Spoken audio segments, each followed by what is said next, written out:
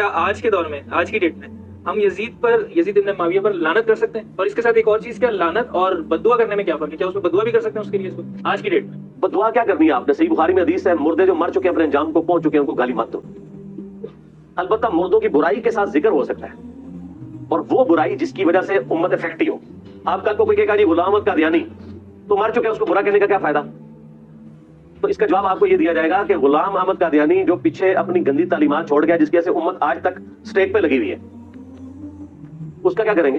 آپ رد کریں گے نا، اور بائی نیم ہی کریں گے۔ یہ کہتے ہیں نام نہ لو تو بائی نیم کریں گے۔ تو یزید ابن معاویہ کا ایفیکٹ جو مسلمانوں پہ ہوا ہے وہ غلام احمد قادیانی سے بہت بڑا ہے۔ پوری امت دو ٹکڑے ہو گئی ہے، یہ تو ایک چھوٹا سا فرقی بن کے لادا ہوئی ہے نا، تو پوری امت میں درار ڈال گئی ہے، اس کا آپ کیا کریں گے؟ تو یزید ابن معاویہ پہ آپ لعنت کرنے کے بجائے اتنی دیر فضائل اہل بیت بیان کریں۔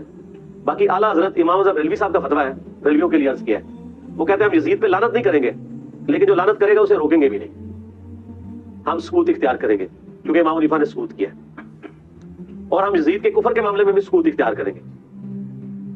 اور انہی کے بڑے بزرگ امام غزالی تو بہت آگے چلے گئے، انہوں نے کہا کہ یزید سے کوئی قاتلین حسین ہونا ثابت نہیں ہے، الٹا جو کوئی ایسا کرتا ہے وہ جھوٹی تہمت لگاتا ہے، اس پہ تہمت لوٹ آئے گی۔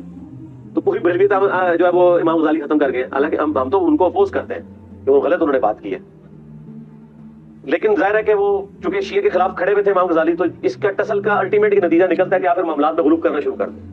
نبی علیہ السلام نے لعنت کرنے سے، یعنی بخاری مسلم میں درجنوں حدیث اس پر گواہ ہے کہ آپ نے کسی بھی کلمہ کو پہ لعنت کرنے سے بائی نیم مینشن کیا ہے، منع کیا ہے مینشن کر کے۔ آپ جنرل کہہ سکتے ہیں کہ قاتلین حسین پہ اللہ کی لعنت، یہ کریں۔ ڈاکٹر ذاکر نائک نے خود کہا میں آج کی ڈیٹ میں جو جس نے رضی اللہ عنہ بھی کہہ دیا تھا، پھر بھی اس نے کہا کہ میں قاتلین حسین پہ لعنت کرتا ہوں، تو رضی اللہ عنہ تو خود ہی اس نے ختم کر دیا نا اپنا یزید کے لیے جو کہا تھا۔ جنرلائز آپ کر سکتے ہیں، وہ تو قرآن میں بھی آیا ہے، جو حق چھپاتے ہیں ان پہ اللہ کی لعنت اور تمام لعنت کرنے والوں کی لعنت، سورۃ البقرہ آیت نمبر 159 160۔ لعنت اللہ علی الکاذبین، جھوٹوں پہ اللہ کی لعنت، ظالموں پہ اللہ کی لعنت۔ صحیح مسلم میں حدیث ہے جو اہل مدینہ کو ڈرائے دھمکائے اس کو اللہ تعالیٰ پگھلا دے گا۔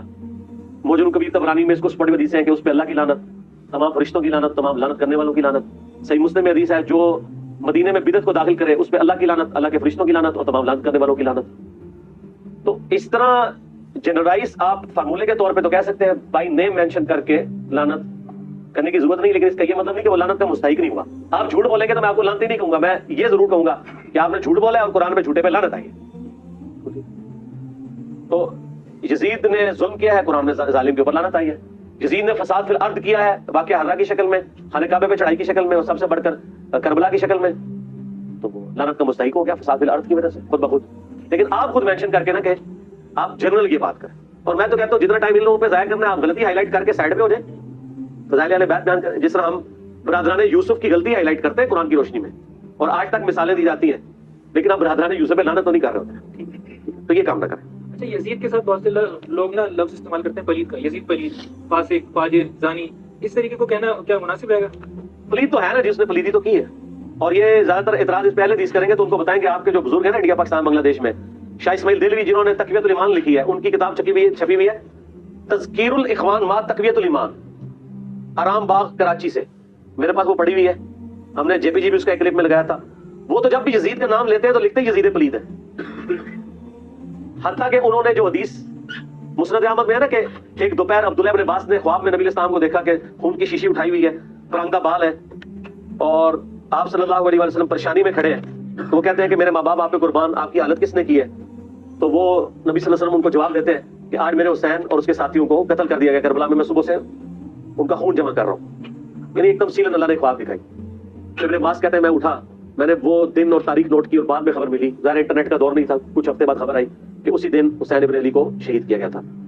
اس حدیث کو نقل کر کے شاہ اسماعیل دہلوی تذکیر الاخوان ما تقویۃ الایمان میں لکھتے ہیں کہ یہ حدیث اس بات پر گواہ ہے کہ نبی صلی اللہ علیہ وسلم اللہ کی جنتوں میں حسین ابن علی کی شہادت کے اوپر غم زدہ ہیں،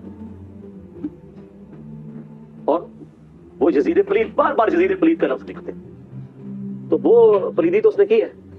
تو اگر کوئی اس کے لیے فاسق بھی استعمال کرے، فاجر بھی، ان کو چھوڑ دے۔ سن کبرا البیہقی میں عمار بن یاسر کہتے ہیں اہل شام کو کافر نہ کہو بلکہ کہو یہ فاسق اور ظالم ہے۔ اگر صفین لڑنے والے جن میں اصحاب بھی شامل ہیں، عمار بن یاسر سلف کا فہم، اس سلف کا فہم کہ جس کے بارے میں بخاری میں حدیث ہے عمار کی زبان کو اللہ نے شیطان سے محفوظ کر دیا، صحیح بخاری میں اس سلف کا فہم جس کے بارے میں حاکم میں مسند احمد میں حدیث ہے کہ عمار سر کے بالوں سے لے کے پاؤں کے ناخنوں تک ایمان سے پر ہے، وہ کہہ رہا ہے کہ اہل صفین کو کہو فاسق اور ظالم، کافر نہ کہو۔ اہل صفین اگر فاسق اور ظالم ہے، ان کا بچہ بچوڑا یزید تو کسی کھاتے بھی نہیں آتا، ٹھیک ہو گیا؟